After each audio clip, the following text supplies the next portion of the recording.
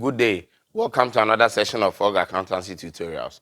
Today we are going to continue our lesson on IAS 38, Intangible Assets. And then we're going to continue from where we left off in the previous video. Now, in the previous video, we ended at the recognition and measurement of the intangible asset. And we made mention of the fact that we have measurement at initial recognition and then we have subsequent recognitions measurement. And then also, we also made mention of the fact that at initial recognition, you have no option than to go by the cost model for measurement. But when it comes to the subsequent recognitions, you have two options. It's either you are going by the cost model or you are going by the fair value or revaluation model. Now, that is where we are going to take off from today. Now, we also made mention of the fact that the cost model at the initial recognition looks slightly different from the approach to the cost model at the subsequent recognition. Now, at the initial recognition, that is what we are going to look at now, the cost model at the initial recognition. And this is very similar to what we did in the IAS 16 PPE, because over here we are going to talk about the components of cost. And then later we'll look at some exclusions from the components of cost before we look at the questions, so that when you are given a list of information to prepare or estimate the cost of an intangible asset, you know which ones to include and which ones to exclude. And that is what we are trying to talk about. Okay, and so without wasting my time, let me talk about the components of cost at initial recognition. So components of cost.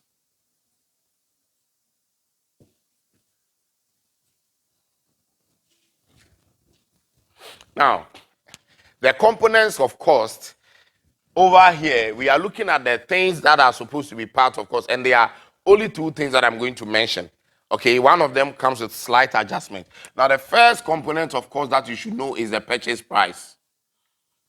We all know that the purchase price of every asset must be part of its components of cost.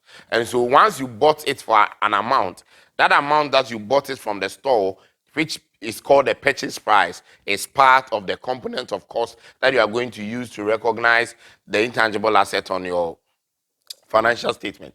But the purchase price on its own is not enough. There are some adjustments that should be done to the purchase price, that is if they are available. And that is what I'm going to mention. The first one is that if there are any import duties or any non-refundable purchase taxes on the price, you need to add them to the price before you include them. You don't only add the price. So the purchase price plus any import duty or any non-refundable purchase taxes. If there are any purchase taxes that you made that are also direct, you need to add them. And then also you can subtract any trade discounts from the price. And that is the adjustment on the price. And so the purchase price plus any import duty and non-refundable purchase taxes.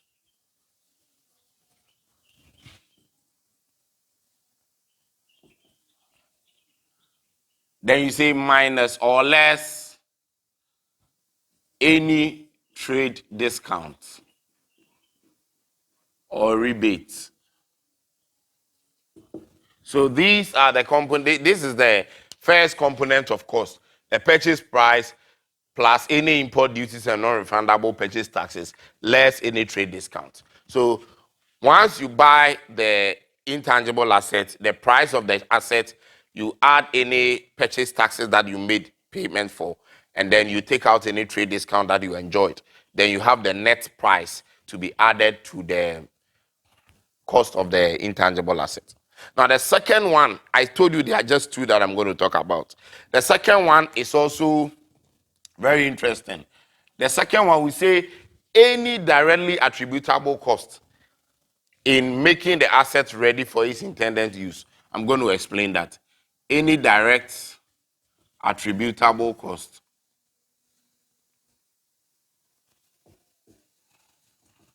in making the asset ready for its intended use. Any direct attributable cost in making the asset ready for its intended use. Now, what do I mean by directly attributable cost? Now, this direct attributable cost is something that confuses a lot of people because you don't know which ones to add as direct attributable costs and which ones to exclude. Now, from the time that you made the purchase of the asset to the time that you make it ready for use, because most of the assets, when you buy them, you can't use it immediately. There are some other touch-ups that you need to do on them to make them prepared before you start using. So from that time period of purchase to the time that you start using the asset, any cost that you incur on the asset that are directly related or bringing the asset into its useful state, we call them directly attributable costs. Of course, I'm going to limit you onto some exclusions because there are some of the costs you may have incurred during the period that are exclusions from the components of cost. I'm going to list that also for you. But for now, let us look at some examples of directly attributable costs that we can add to the components of cost. So let me say examples of direct attributable costs.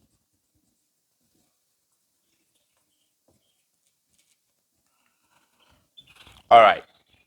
Now, the first one I'm going to talk about is the cost. Now, the first one, cost of employee benefits.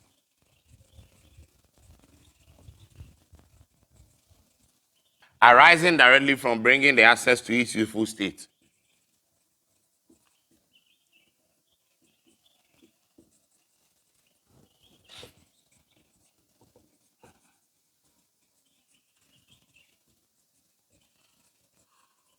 Now, please pay attention that the employee benefits that I'm mentioning here is not the cost of staff training.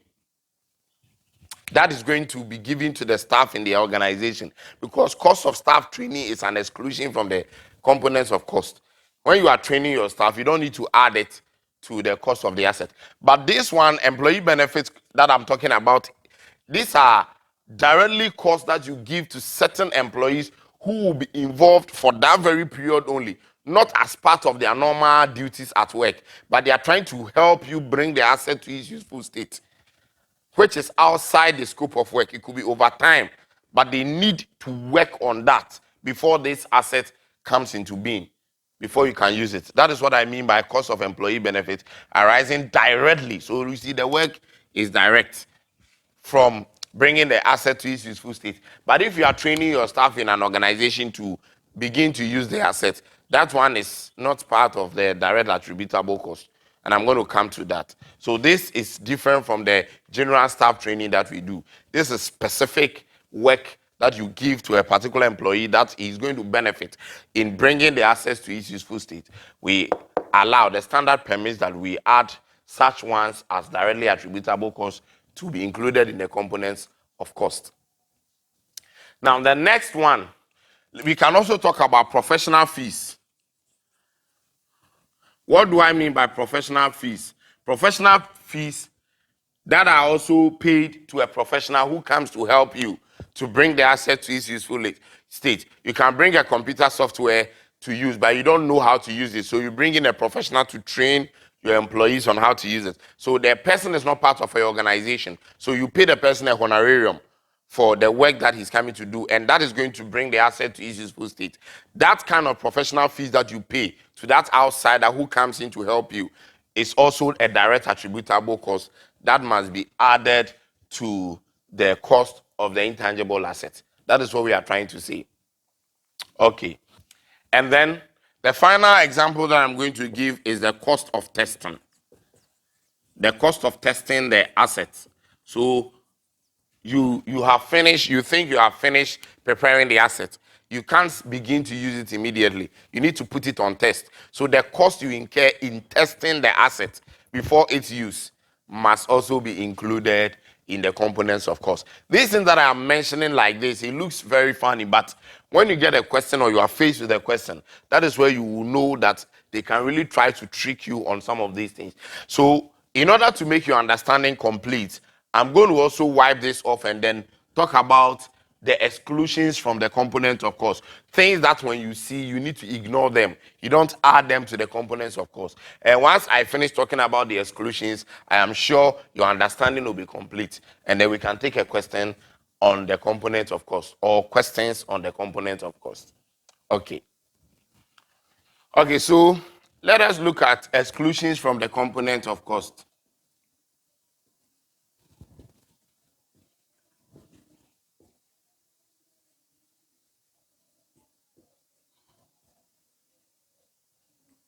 Exclusions. Exclusions from the components of cost. In other words, these things that I'm going to mention should not be part of the components of cost. Now, the first one is cost of staff training to use the assets. The cost of staff training.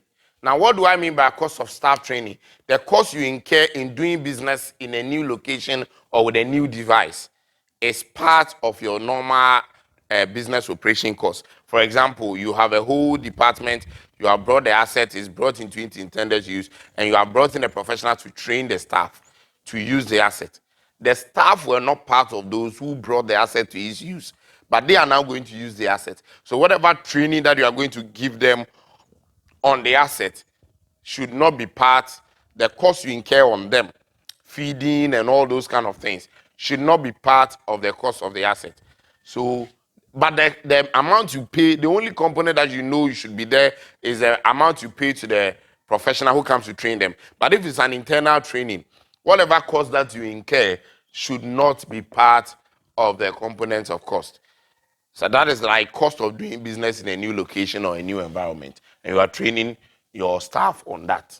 So that is what we are trying to say. So that is like doing a business in a new environment or in a new setting, and you are training your staff on that. That new setting cost that you incur, specifically on the staff training, should not be included in the components of cost. Now, the next thing that I'm going to mention is the cost of introducing a new product or service. Introducing a new product or service. For example, the cost of advertising. You have brought a new intangible asset. That intangible asset is going to help you bring out a new product to the market or a new service to the market. And that new service that you are going to bring to the market as a result of the intangible asset presence in your company, you are advertising the product. The advertising cost should not be part of the component of the cost of the intangible asset. You are only advertising or creating awareness of the product that is going to sell from henceforth from the use of the intangible asset. But that cost you incur in introducing the product to the market should not be part of the cost of the asset that is going to do that job. So let us be very careful on that as well. And then also let us look at administration and general overhead. General overheads. These were also present in the components of cost and exclusions from PPE. Okay, when you have general overheads and administrative overheads, they should also not be part of the components of cost. And then initial operating losses. When you started using the asset, you started incurring losses. And then you want to include the losses as part of the components of cost, please.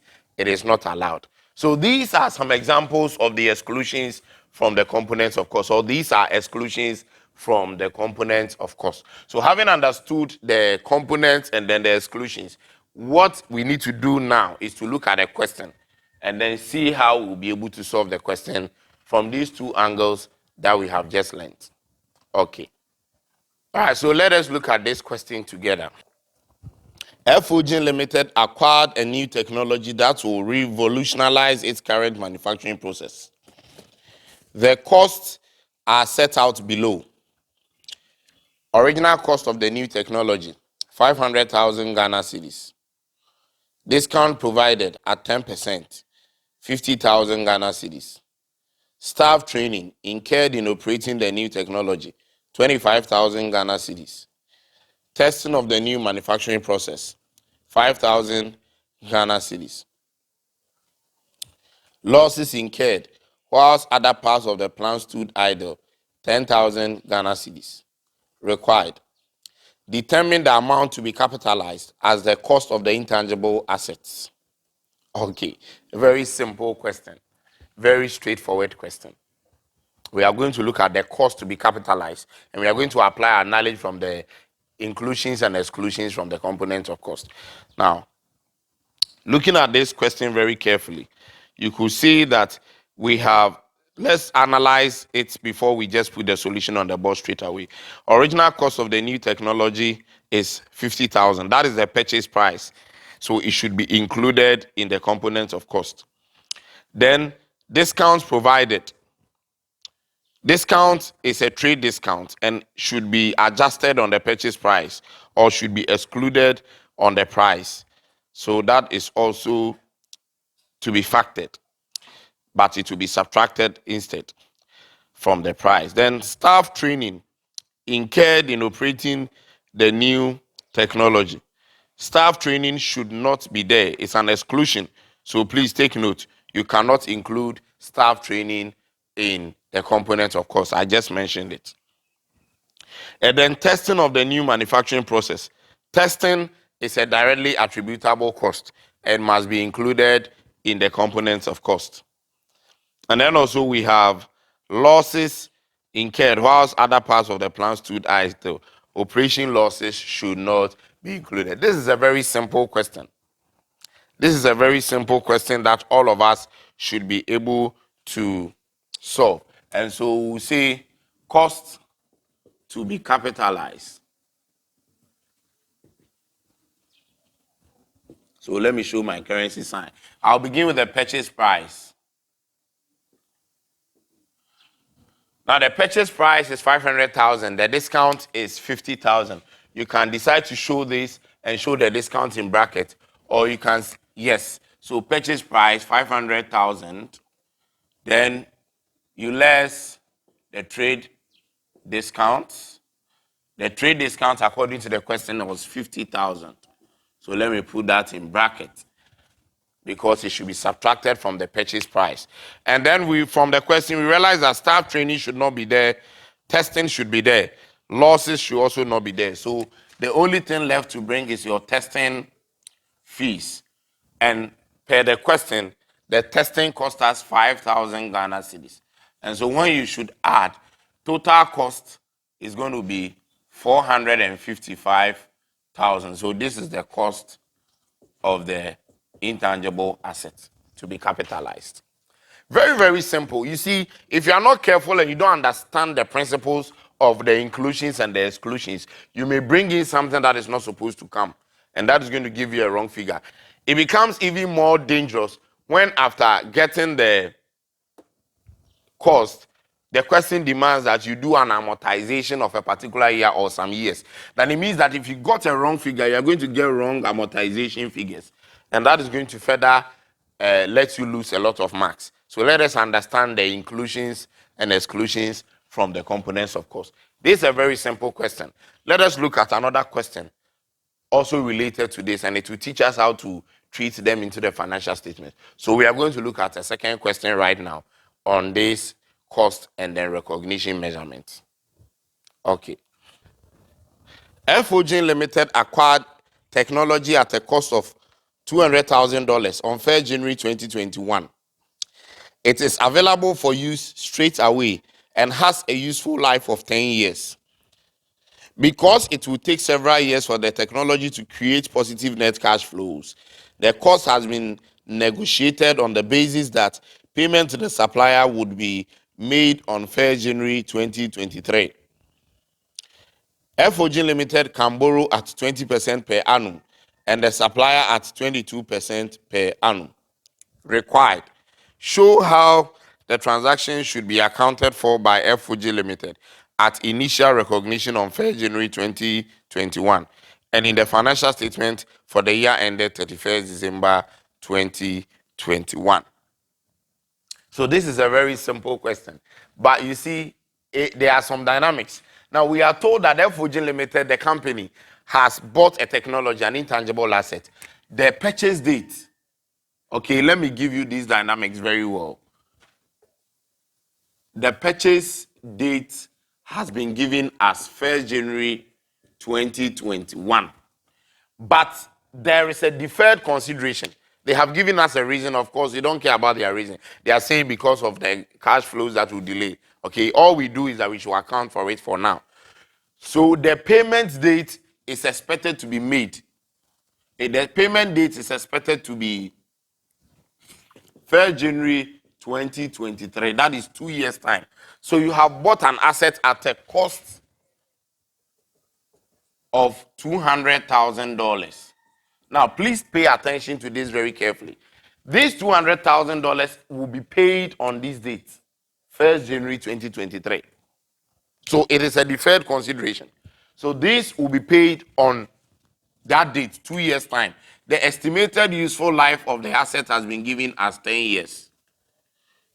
Now, all these things that I'm picking out for you are very important things that are in the question that we should be mindful of, or we should take note of.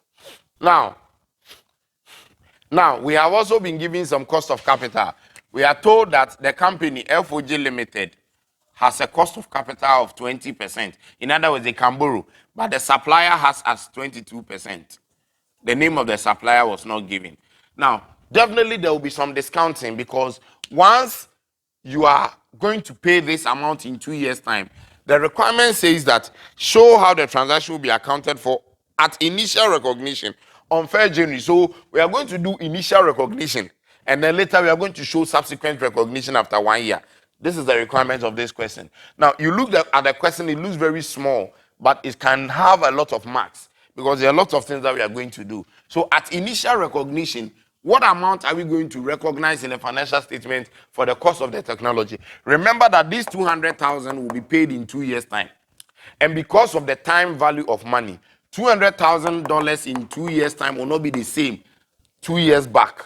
Okay, so on 1st January 2021, we need to discount this 200,000 2 years back, so that we'll get the present value of the cost that will be paid in 2 years' time. And that present value is what we are going to recognize as our cost at initial recognition. And that means that over the useful life of the asset, the 10 years, then the new present value we are going to get is what we are going to do to amortize over 10 years. And the discounting will be done using the company's cost of capital, not that of the supplier.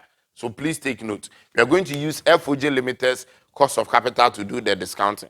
And so watch how I'm going to solve this question with you.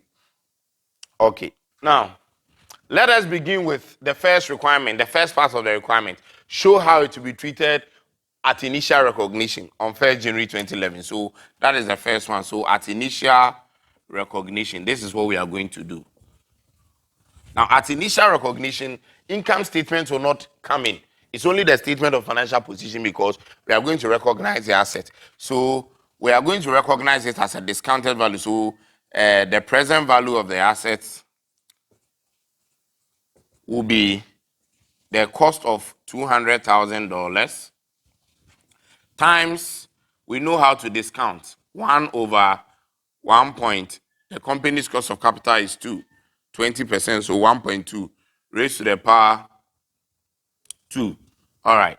So that is how it's going to be discounted. Okay, so you should learn the time value of money.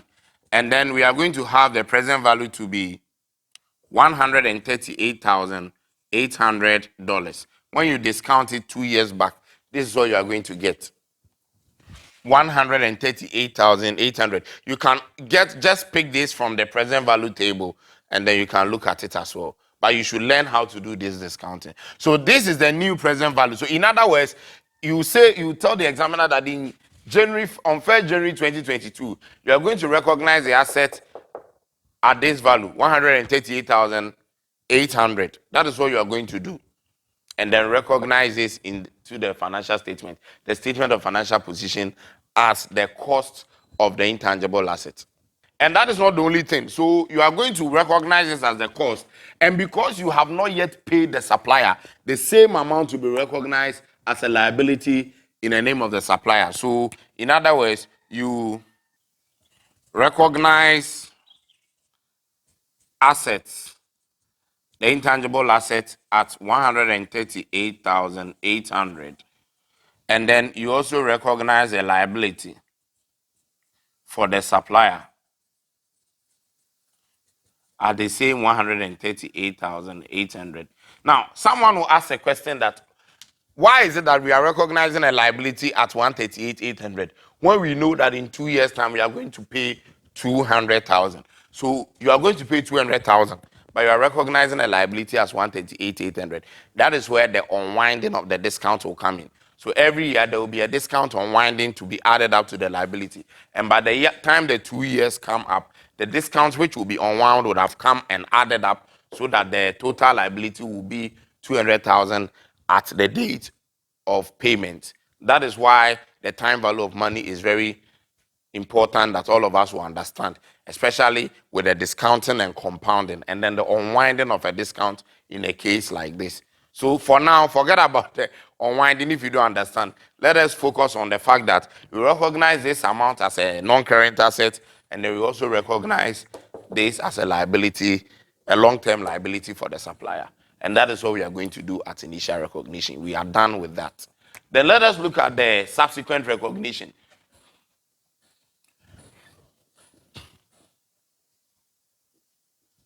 And the date is on 31st December 2021. Okay, yes, just 1 year later. We are looking at how it will be treated after 1 year. Now, after 1 year, amortization would have set in, finance charge would have set in because of the unwinding of the discount. So there is an element that will affect the income statement. At the same time, there is an element that will affect the statement of financial position. So as subsequent recognition, I'm going to show you how to treat the income statement with this and how to treat the statement of financial position as well. Okay. Now, at the end of the first year, this is what is going to be done. In the income statement, you need to show the amortization, the 1 year amortization. Okay. So there will be amortization of the intangible asset. And the amortization is going to be calculated as $138,800 over 10 years. And that is going to give us $138,880. So this amount will be recognized in the income statement as amortization of the intangible asset in the first year, at the end of the first year. Very, very important. And then also there will be a finance charge. And the finance charge is what we call the unwinding of the discount. The discounting that we did. Because, you see, we have discounted $200,000 back into 2 years behind. So as we move forward, we unwind it. It's like you have folded a cloth. And so when you move forward, you unfold it. That is what it means. So we are going to unwind the discount so that by the time we get to 2 years, the value will go up. The liabilities value will go up to meet the same 200,000. And so this is how the unwinding will be done. The finance charge will be the unwinding of the discount. And that is how it's going to be done. It's going to be this cost, $138,800 times 20%. The 20% that we use to discount it back. We are now going to multiply it, and that is going to be the finance charge. When you find the 20%, the cost of capital on the present value, it will give you 1 year's, the first year's unwinding of the discount. Or let's say it is not being applied necessarily on the cost, but on the liability. So let's take it like that. So that next year, the new finance charge will be added to the liability, so we unwind the two of them combined, and that will give us the 200,000. So 138,800 multiplied by the 20% is going to give us the finance charge for the year, which is $27,760. Now, you may not understand what I'm trying to explain. Okay, let me take it again. What I'm trying to say is that when you discount it into today's terms and you are moving forward, you unfold, you unwind the discounting that you have done. And in unwinding, this is the approach. Multiply the percentage you use to discount by the new liability to give you a finance charge. And this finance charge will also be added as a liability in the statement of financial position. So that is just how we go about it. We always unwind the discounting. So this is how to treat it in the income statement at the end of the first year. Now let us also look at how to treat this in the statement of financial position.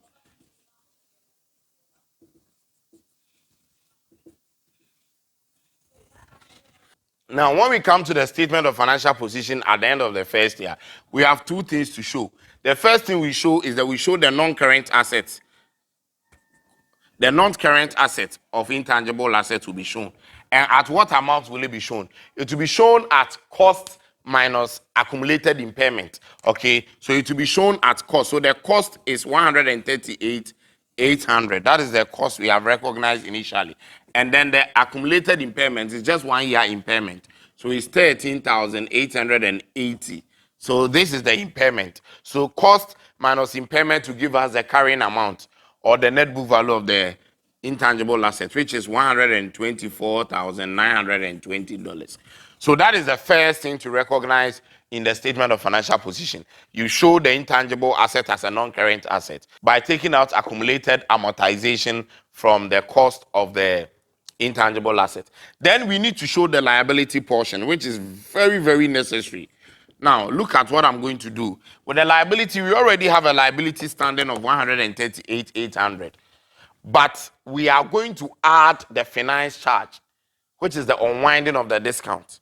Because we are unwinding the discount, we still have more to pay. So the liability is going to be the original liability of 138,800 plus the finance charge, which is the unwinding of the discount, of 27,760. This is going to be the new liability at the end of the first year. And when we add these two, we are going to have 166,640. So this is the amount that should be recognized at the end of the first year as a long-term liability or whatever. Now it's within 1 year, so you can put it there as a current liability instead. Now, this is the amount that is going to be recognized as a liability in the statement of financial position at the end of the first year. Now, those of you who don't understand the unwinding, let me also show you something. You see that we have 1 more year to pay because next year will be 31st December 2022, which is almost the same as 1st January 2023. So what we are saying is that in 1 year time, we are supposed to pay this 200,000 because that's the liability to the supplier. And in 1 year time, another discount will be unwinded. And this is how it's going to be done. Previously, we multiplied 20% by 138, which was the standing liability at the initial stage. Now, next year, the unwinding of the discount will be the same 20%, but not on that figure. It will be on the new liability. If you multiply 20% on this new liability, you are going to get an amount as a finance charge. That amount will also be added again to this as a new liability. And ladies and gentlemen, when you do that and you add, you are supposed to get the $200,000. Even if you don't get, it will be because of the changes in the rounding off of the decimals in the discounting. But ladies and gentlemen, that is the idea, that you unwind to a point where you come back to the original liability of 200,000 and then you pay off. And so next year we'll unwind, and then when we add, we are going to get 200,000 as a liability, which FOG Limited is supposed to pay to the supplier. So that is the idea. So at the end of the first year, we show the carrying amount of the non-current asset, and then we show the new liability by adding the finance charge unwinded to the original liability discounted. And then we'll be done with that. I'm sure this is very understandable. We are not done yet. We are still going to look at subsequent recognition. I've not even spoken about the revaluation model yet, okay? And I'm also going to talk about research and development cost. And also I'm going to talk about goodwill and all that it pertains, and then some other areas which we'll have to cover in intangible assets. So you really need to stick with me as I take you through in the next videos. But for now, this will bring us to the end of our video on the part 2 of intangible assets. Remember to subscribe to this channel if it's your first time. Share this video and let others also have a benefit. And until we meet again for the part 3 of this lesson, it's bye for now. Thank you.